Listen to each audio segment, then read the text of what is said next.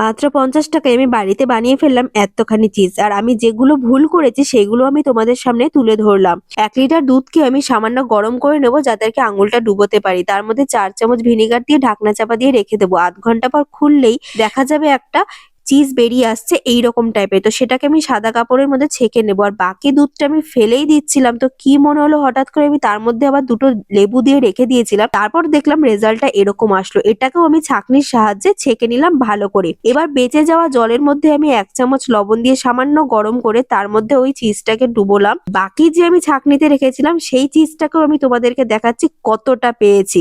দেখো বাকিটা থেকেও কিন্তু আমি এতটা চিজ পেয়ে গেছি। আমি বেকার ফেলে না দিয়ে এটা করে ভালোই করেছি।